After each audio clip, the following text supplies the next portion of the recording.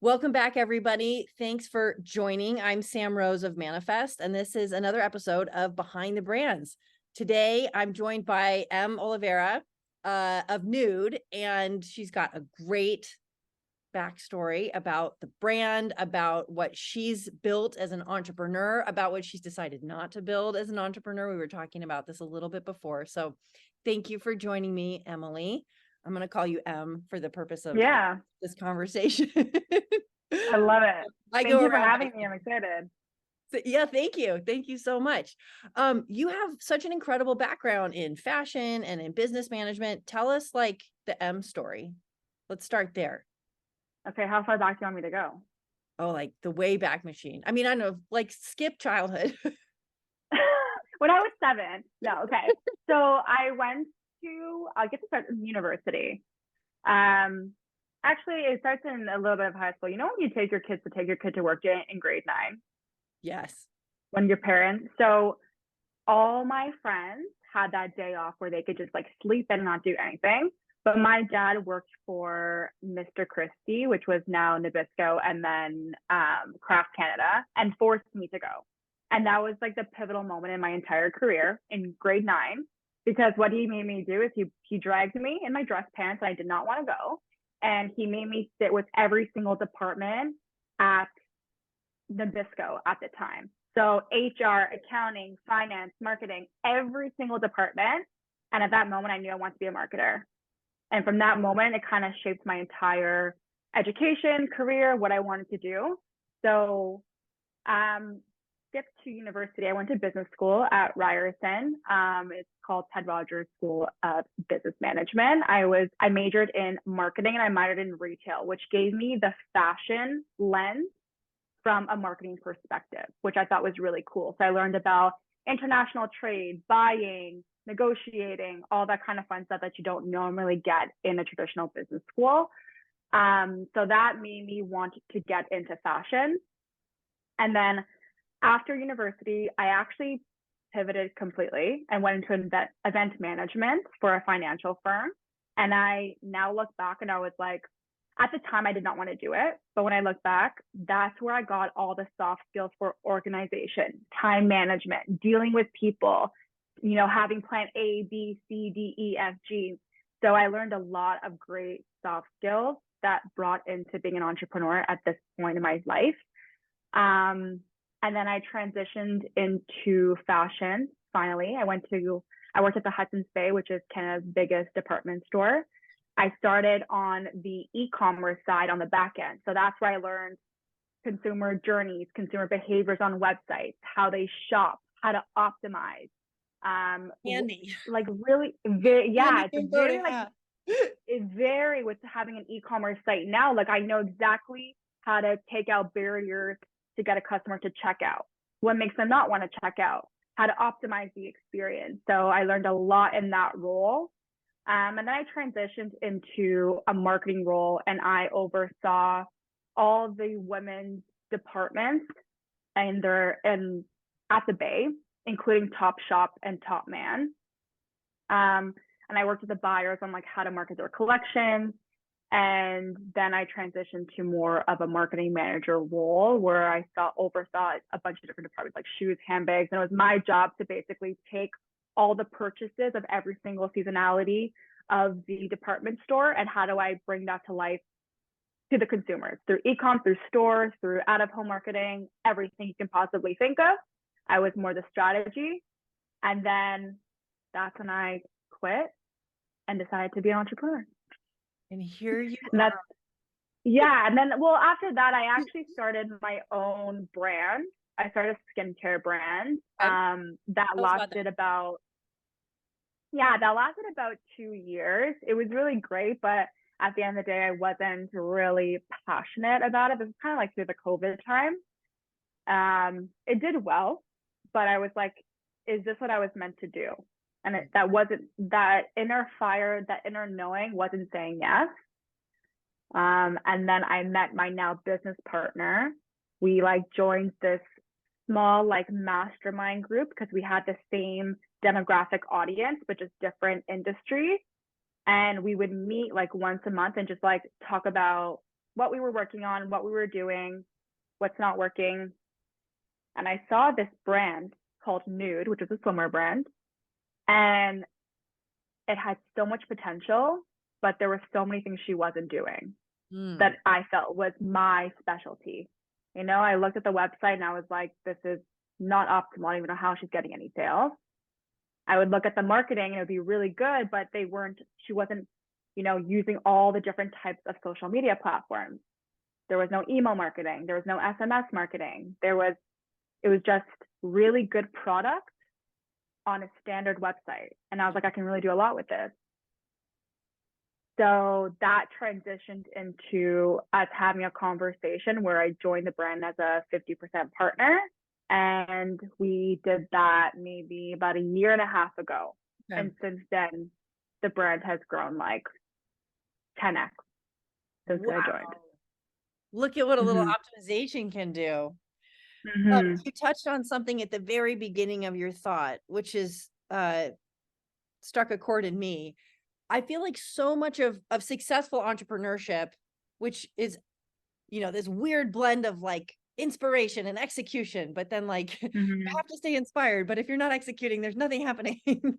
And for me, often it comes down to like project management. Like on a good day, I'm just a project. I mean, on some days I'm a designer, and some days I'm like a financier, and some days I'm, you know, like an advisor, but like pretty much on my best use is just like project management. Yeah. Figure out the list of things to do and then just like start checking them off one by one and like don't stop until it's done. And you know, that struck me at the beginning of your thought that like, that is really that ability to contextualize what needs to be done, but then like just go and do it. Like that's the nugget, you know? Yeah, I honestly, I've been this way probably my whole life. I don't think anything's going to be perfect. You can always fix something. You can always add something. You take something away. You can optimize it. I say launch fast, fail cheap. So you're going to fail at some point. You're going to get something wrong. You're supposed to learn from it and pivot. Learn, pivot, learn, pivot. Because you might think a launch is going to hit the consumer really well and maybe it falls flat. But the faster you launch it, the faster you're going to learn from it and the faster you're going to pivot from it. So that's kind of like my mentality. I think a lot of entrepreneurs probably think that way. Otherwise, you're going to be sitting with your product, sitting with your idea for a very long time. Yeah. So on that note, yes, it is a lot of project management. It is a lot of like, how are we going to get there? When are we going to get there? And then how are we going to learn from it and continue? Yeah.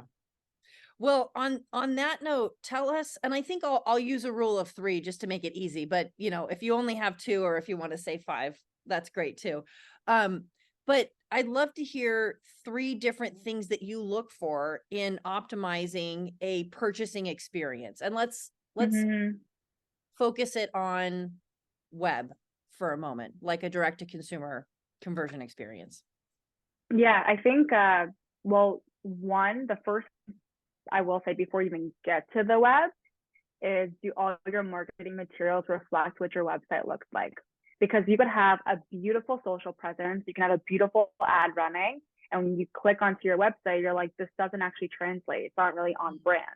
And I see a lot of times, a lot of brands are missing that alignment between the two. So I would say that's the first thing, because you don't want your customer, you're paying for that click. You don't want to pay for a click and someone goes on it and then just drops off, right? So I would say that's probably the first one. The second thing is the consumer journey from browsing to checkout. And what you're supposed to do is minimize all the steps in between. The more times you add steps, the less likely somebody will be to check out, right? So simple things like when you click on a product, you have to select your size, select your quantity, select this, because the more options you give the customer, the more overwhelming they're going to get, the more likely they're going to drop off. You want to make it like super, super seamless. So for us, we sell swimwear. It comes in 2 pieces for the most part, and it's not set. So you pick your top and you pick your bottom, and they all come in the same colors. So for us, what we do is when you click your top, at the bottom, it's going to show you all your bottom options right there. So the customer doesn't have to keep searching for like, okay, what are my bottom options? What are the bottom sizes? Which one should I choose? We always say best paired with this. Here are your other options if you don't like that. So that helps the customer piece together those two items. So then they add to cart and they check out. So that's another one. One too is there's sometimes a lot of businesses have a basket builder, which I personally think is not necessary if you don't already have the conversion. So if you put items into your basket and you click checkout, it doesn't take you to the checkout page, it takes you to the cart page. And that sometimes people will be like, oh, do I really want to get this? I'm actually not sure if I want this anymore. Oh, someone's calling me, got to step away from my laptop or my phone. And then you miss out on that conversion as well. So you want to get them straight to the checkout as quickly as possible. Yeah, as least amount of steps as possible. And then how can you help your customer get there by optimizing your website? How does that translate to a retail buying experience in your opinion? Or is it translatable? Does one have anything to do with the other, the in-person buying experience? That's a very interesting question. The retail buying experience, I think for the most part, is a little bit different because on an e-commerce website, you don't really have somebody to hold your hand and be like, that looks great on you. You should actually try this instead. Or maybe that's out of stock, but let me convince you to get this one. So I do think they're different. And I think the consumers shop differently on both platforms as well, like retail versus online. But if you think about when you're shopping in a retail store, you always have, like if you go into an Aritzia, for example, they do a great job of never leaving your side until you get to checkout. And that's kind of like what a website should be doing for you, giving you options, taking away all the hassle from you as like a sales associate would do. So I would say that's probably the main synergy between the two. I do think they're very different experiences. We don't have any retail locations. We're e-commerce first. I just think the digital age is booming, and I think people like to shop and get it very, very quickly. So, and it's convenient. So right now we actually don't have any brick and mortar locations. Right. But you have such extensive experience in your background. Are you looking to move to there eventually, or is it focus time right now? And if focus time and the focus is digital, are there other channels aside from your website that you would recommend people consider? And what signals are sort of like in the consideration set okay, yes, I should expand to this dropship channel or this other kind of online retailer and develop partnerships around it? Or what's a signal not to do that? I think it's very different for every single brand. I think you have to look at your brand DNA and also where is your customer shopping? You know, it wouldn't make sense for us to sell in a department store because our customer doesn't shop at a department store, right? So maybe our customer shops at on a website like Essence or Revolve, and that would make more sense for us. I think right now we're just still trying to nail the customer experience, and I don't think that we would go B2B until we have full scope on like our customer, what exactly they want, developing our collections, and the back end operations on that. So I think it depends on every single brand. If it makes sense, like if you're a sporting good, how is it going to make sense for you to sell into bigger sporting retailers because they're getting that sport customer in their doors every single day? So that to me would make sense, right? We're not going to sell our swimwear in a sporting good just because they sell swimwear because we're not performance swim. You're not going to put on one of our bikinis and go on a surfing lesson, right? So I think it has to make sense for the brand. You know, if you are a supplement company and you're extremely cleaning your ingredients, it probably makes sense to go into a Whole Foods or like an Erewhon or something, right? So I say for us specifically, we have been approached by a lot of retailers to sell our products. I've declined a lot just because it doesn't make sense for our brand DNA, right? And we want to make sure our customer is shopping in those retailers before we offer our products there to make sure it has the best success. Yeah, that makes sense. And one of the traditional justifications for diversified channel sales or omni-channel sales, multi-channel sales, whatever you want to call it, is really the fight for eyeballs. And it's interesting because product economics, unit economics really contribute to the ability to have performant growth marketing strategies, digital marketing strategies work for that particular product set. What I'm hearing is it really works for your brand. You've got a price point and product margins that make it work. And so you can justify that spend, but you might not always want to. And I know for Nyud, one of the strategies that you've deployed so effectively in that fight for traffic, the fight for eyeballs, is working with celebrities, influencers, and other partners that have a large following on the online already. And so just for the people listening to kind of contextualize a little bit more why I'm tracking into this with you. It's hard to fight for customers, and you don't have to pay rent on your website, but you do have to get traffic in there somehow. And so traditionally a justification for going into retail is like, well, they're paying the rent, they're buying the ads, they're bringing the traffic in.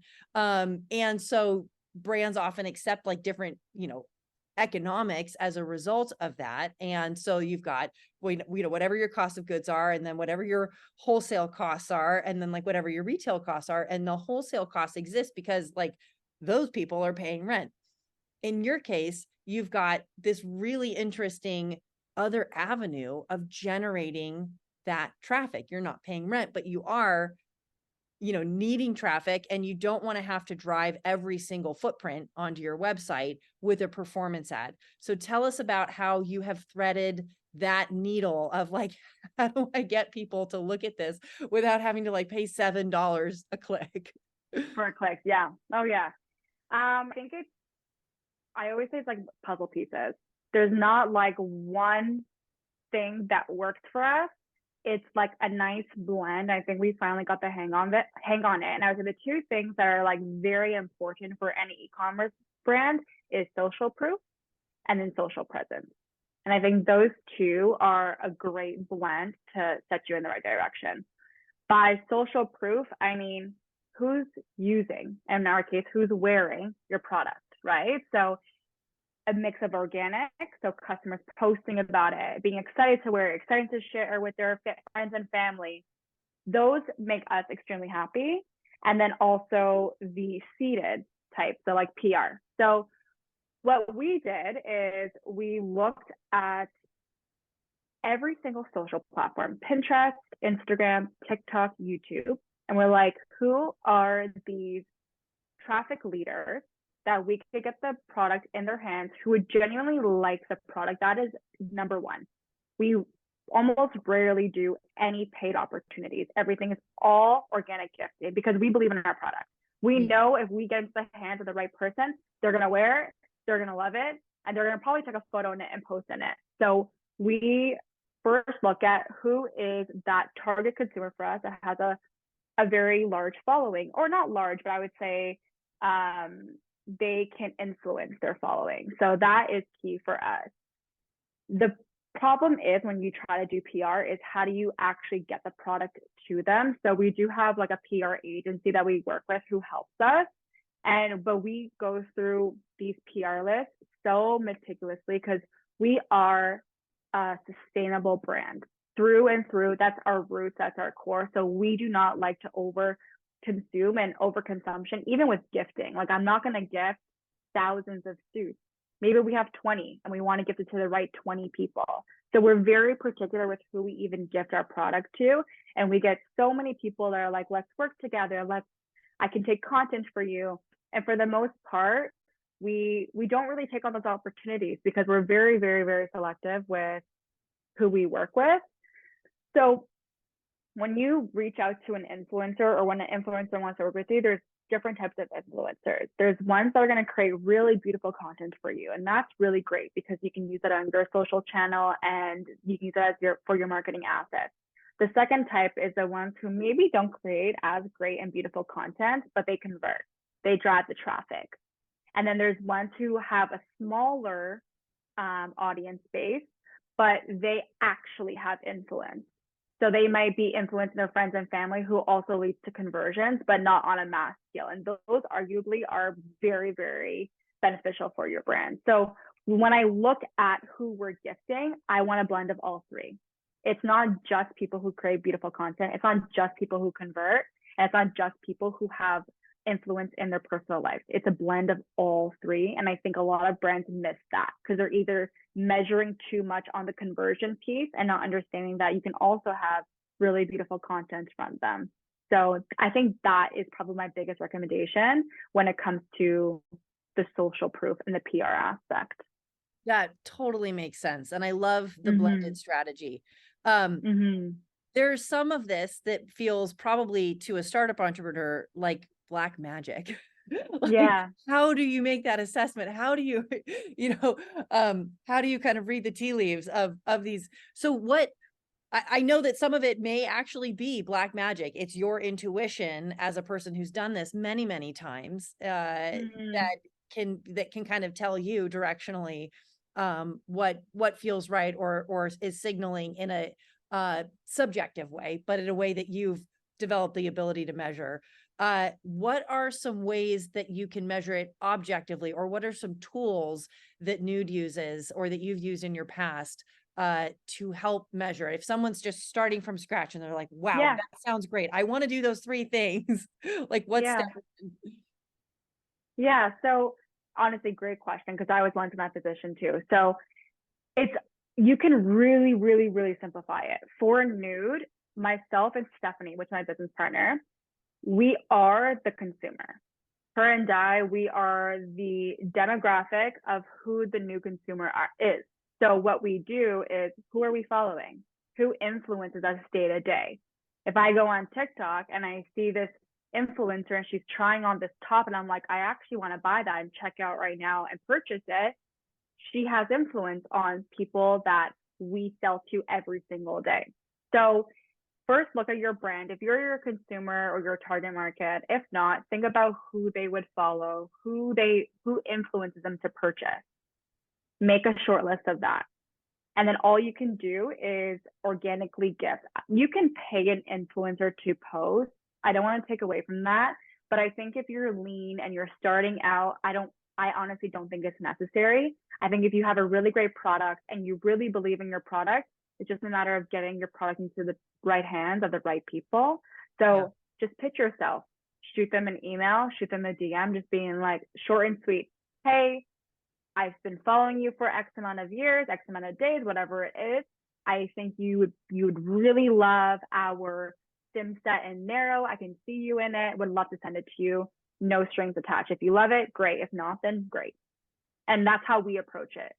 Yeah. It's not like we will send you this in exchange for one post. We will send you this in exchange for one reel. I think that's the biggest mistake, because if you send it to somebody, they know what a brand would like, right? So it's more organic for the influencer if you just send this to them, no strings attached. And then if they love it, they're going to want to share it anyway. Right. So I would say that's probably the two things, the two steps. That's all you need to do. Figure out who your audience is following and gets influenced by. And step two is just organically send them a short and sweet message. You want to send them the product and no strings attached. Well, and that touches on a theme that has really been a through line in so many of my conversations, recorded and unrecorded, with founders, which is that, like, as a founder, you're a storyteller, and your job is just to create authenticity. It comes from you. You instill it into whatever the brand is. You have to believe in your own product, and then you start to build relationships, and building a relationship with influencers, with customers, with retail buyers. It's all kind of the same thing. It's all just about being real and advocating for your product in a way that you want them to. And I think another thing that I'm hearing is that your belief in your product and your enthusiasm is infectious. And if the people that you're looking to help you get that reach, that leverage, traffic, whatever you want to call it, can be inspired by that same sort of enthusiasm and spark, then it will lead to the most durable version of that influential connection and advocacy. You're asking someone to like be Absolutely. excited with you, and like that's really just like what being friends is, you know, being Yes. excited And about this. honestly, I am a content creator as well. Mm, So I also am on the other side of the conversation most of the time. So I've also used that and that knowledge to know what to say and what not to say to creators. And when a brand reaches out to me and they're like, we would love to send you whatever you want in exchange for this. It's like, well, you're not really excited to work with me because I'm Emily Oliveira. You just want to work with me because you want something specific from me. But then when a brand reaches out to me and they're like, we followed you for so long. We know you drink your greens every single morning. We have a greens product and we know you'll love it. Would love for you to try it. I'm like, yes, give me everything. I want to try all of it. And 99% of the time, I'm posting it on my story every single morning and tagging the brand. yeah. So it's just a matter of exactly like you said, once you're excited about your own brand and you know that person is going to love it, that creator can feel that energy from the other side. And if it's a right fit, 99% of the time they're going to post and tag you as like a thank you for being like, thank you so much for sending this to me. And thank you for paying attention to my content. And it's a mutual agreement. And I think that is so strong. Yeah. So you just touched on something, which is that you have this other very big kind of platform and responsibility, and probably like a lot of your time is spent doing this other thing, running a brand, Mm-hmm. and you're a content creator.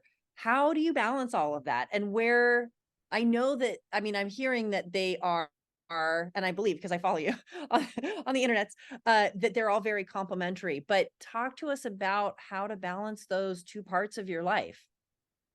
Yeah, such a good question. I was a content creator before I became a business owner. So it's before I had so many different projects. We kind of touched on this a little bit earlier, but I had so many different projects. I was someone that was like, I want to diversify my portfolio as much as possible. I want my hands here. I want my hands here. I want to develop this. I want to do this. And then I would say maybe a year ago, I sat down with my now fiance and he was like, you're doing too much. He's like, you're doing way too much. How do you expect He's for like, that brand? where do I fit into this? You're doing Yeah, yeah. where's the me?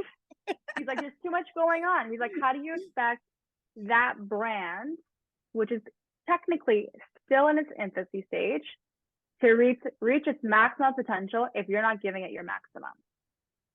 And I was like, well, everything that I've learned up to this point is like diversify, diversify, diversify.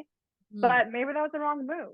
So over the last little bit, I've been cutting off all of my smaller projects, let's say, tying up loose ends. And now I do just the two, just my content creation and just focusing on Nyud. And I will argue that Nyud actually now comes first compared to my content creation. I do think they go hand in hand. My social presence often talks about Nyud and like what we're doing behind the scenes. And I think that gets my community really excited, and that translates it into Nyud's audience. Like you'll probably see a lot of overlap between the two. But how do I organize my time? I time batch. So I have one day, middle of the week, a Wednesday, where if I need to film content, it's happening on a Wednesday. And then every other day is a Nyud day. So sometimes I don't have anything to do on a Wednesday and that becomes a Nyud day. But for the most part, that's where like I look at my TikTok. What am I creating for the day? What am I creating this week? What works? What doesn't work? So that's kind of like my day for content creation. And then the surrounding days are just Nyud. So like Monday, Tuesday are my meeting days. Thursday, Fridays are my doing days. That's what I kind of call it. Oh, I love that. All my days are just meeting days right now. You know what? I was like that too, but my calendar, I was like, you're just like talking about all the things you're doing, but you're not actually doing them yet. It's a bloodbath. Just talking about it. Yeah, you're just talking to them. Yeah.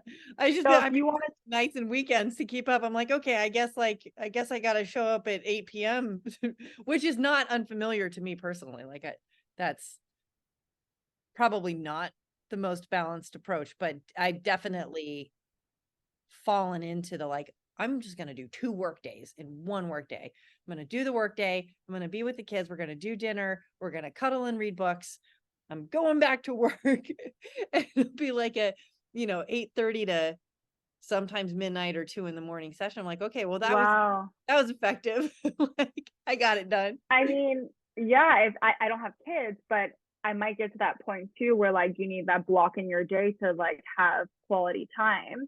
And if Yeah. it works to jump back on it afterwards, then I don't think that's a foreign thing. So if that works for you, then that works for you. I think it's all about shifting your schedule I until think something that maybe works. it doesn't work. I like the Oh, time you're saying it batching doesn't idea. work. I like the time batching idea. Meeting days. And what's the other thing? Repeat it. I call it thinking days, which is like the meeting days. So that's Monday, Tuesday. So if we're jumping on a call, you only have my Monday, Tuesday, and then my doing days, which is Thursday, Friday. Thursday, Friday, you most likely won't hear from me. It's because I'm answering emails very like probably for 1 hour of the day, and I am doing all the things that I need to do on those days. That's great. See, Yeah. that's a healthy balance. Be like, It took me, yeah, it took me a while to get there. I think I heard that actually on a I think it was Mariana Hewitt. I think it was her podcast that she talked about that a couple of years ago. And I was like, I can do that. So then I structured my days and I was like, this is so productive because I'm not jumping from like, oh, that brand emailed me and I need to film this. Oh, but I need to do this line item for Nyud. Oh, and then this retailer wants to speak to me about wholesale, but then this influencer needs something from, and I'm just like, right? So now yeah. I'm just like, here are my meetings, my content days, my doing days. How do That's you it. organize your content days? So, um, I heard something in there that sounded like it was very organized, like you have a Mm-hmm. list of things that you need to accomplish for, and it's interesting because my impression of I'm a middling content creator. I've had moments in the past, I've had moments where I kind of, stopped and stepped out of it. So by no means personally an expert on content creation or personal branding. Um, but when I've done it, it's felt very ad hoc. This is why I'm not an Mm-hmm. expert at it. Very ad hoc and organic. I'm cooking dinner, so Mm-hmm. I'm gonna take pictures of the dinner that I'm cooking with my spatula that I'm, trying to sell the new color of or whatever. Which is also a great way. That's also a very great way to do Well, at it. least okay, it's nice to hear that I did something right. Yes, it is. But you've got it organized. So tell us about how you organize those content creation days. And do you use any tools for that, or is it a mental checklist? And where is the list coming from? Wherever it is organized. Mm-hmm. Mm-hmm. There's 2 things I check every single day, and it's my to-do list, which lives on my notes app, just your simple notes app on your laptop or your phone, and my Google Cal. And those 2 are like the things that will always be open for me at all times, all during the day. The way that I structure it is I have a pretty strict morning routine. And once that's finished, it ends around maybe like 9 o'clock, sometimes 8:30. Then I see what I have to do for the day. So I open up my Google Cal, I see everything, and everything's already marked in. So if I have something that's to do that day, to submit it, to film, to edit, I see everything. The morning chunk is what I call like my inspiration phase. So if I have something to shoot that day, I'm sitting there for maybe like 30 minutes at max, and I'm just like brainstorming and I'm brain dumping. I'm writing things down like, okay, I have to shoot this cardigan. How does my audience want to see it? How do they like to see my content? What has performed in the past? So I'll look at my analytics. Maybe it was a get ready with me, but I was wearing the outfit and that's what performed. Maybe it's like get dressed with me for the day and I'm putting together different outfits. Whatever it is, I'm brainstorming.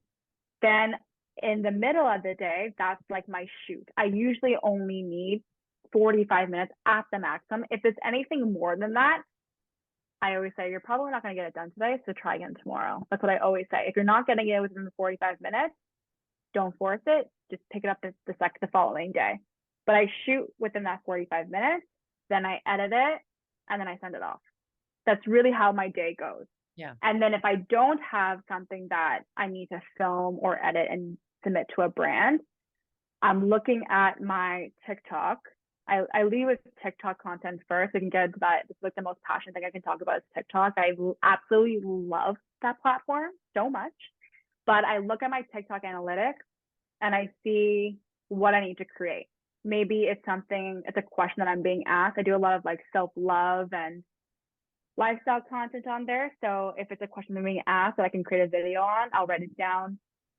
I'll look at what's trending in my area. So like in the self-love, self-help TikTok, I guess you can call it, algorithm. I look at what's trending and see like how can I apply that to my style of content. And then I create for the day and I wrap up around like 5 o'clock, I would say. And then that's done. My brain shuts off at 5 o'clock. That must be really refreshing. Shuts off on content days. Nude, I don't think it ever Nude, shuts yeah, off. right. Then you're back on the other thing. Well, and you know, that's the balance of it all is, but I think you've identified a really wonderful way of finding structure. And you know, I mean, these are great tips about how to structure. Mm-hmm. The most important thing is just to structure it, whatever works Mm-hmm. for you. And you Mm-hmm. found something that works for you. And I think I'm going to try it and see if it works for me. Sometimes but honestly, I wouldn't be so hard on yourself if it's too rigid for you. Sometimes people can't get the creative juices flowing when you're saying, I need to be creative at this time. Mm-hmm. Thankfully, I am that person, but like I know a ton of content creators that like can only create content when they feel inspired to. And some days I don't feel inspired to create content, and that's also okay. Yeah. Sometimes I take a week off, or sometimes I'm like, I don't really have anything that I feel inspired to create today. But maybe on a Saturday morning, I'm like, oh, I just thought of the best idea, and I fill my whole day. Right? So it's okay to also like give that leniency where it's like maybe you can't force yourself or get inspired, which I think give yourself grace. That's also very much okay. Mm. I'm going to completely change topics here. I know that you're working on, I mean, because I'm inspired by what's next for you and what you found the creative time to build around. I know a little bird told me that Nude has some new launches coming this fall. I don't know if you want to share any teasers about it, but if you do, now's the time. Yeah. Well, I know how annoying it is to be like, something is coming, but like not knowing exactly what it is. But we've been working on another area of the business, I will say, that is not seasonal. So the one thing that I love swim, really love swimwear. I think that there is something so powerful and gives you such great self-confidence when you put on a swimsuit that works for your body. And I think that's what we try to cultivate for every single customer. And that's what our suits really, really do. We use such great materials that like sculpt in ways that I've never been sculpted before and fit every body so differently. So we've been working on taking that aspect of the brand and putting it into another category that would make women feel the exact same way. And it's taken us since inception, because I had this idea at inception from when I started. So that's January of last year. And we did not launch until we got it perfect in terms of the fabrication, the fit, the style. And we are nearing launch. We're about 3 weeks out, which is so crazy to think about. But it's the one hint that I'll give is that it's nude, but all year round. And that's all I'll say. Okay, we're going to stay tuned for it. And if you want to come back and whatever it is, we can do. Well, I actually think that will be like such a even like great conversation to have, because I'm launching something new for the very first time, which I haven't done for a couple of years, because so much kind of already in the works. And like, yes, we have different collections every single swim season when it comes, but like swim is like what we have in our core, right? But this is completely new for us. So I'm very excited to see how the consumer responds, see how it's executed on socials, on the website, how the consumer behavior is, the consumer purchasing is like. So I think we'll have a lot to talk about once it launches. Let's do it. That'd be great. I'd love to Mhm. take everybody through the launch journey because it's Mhm. you know, the culmination of so much work, so much creative energy, so much organizational energy, so much financial fortitude to get to a product Oh launch. yeah. And Mhm. I think it's really kind of what we're all living for, you know, in the consumer goods space. And it's certainly one of the things that gets product entrepreneurs really excited. They want to launch. So I would love to have you back and we can hear all about how you launch and maybe what you learn as you go, or how this is Totally. you know, feel different than the previous launches that you've done for the brand. Totally. Awesome. Well, thank you Be again so great. much for coming on. Uh, Everybody check out Nyud, and the swimwear is beautiful. I can't wait to see Thank what's you. next. Thank you very much for coming. Thank you for having me. This was so fun. We'll do it again soon.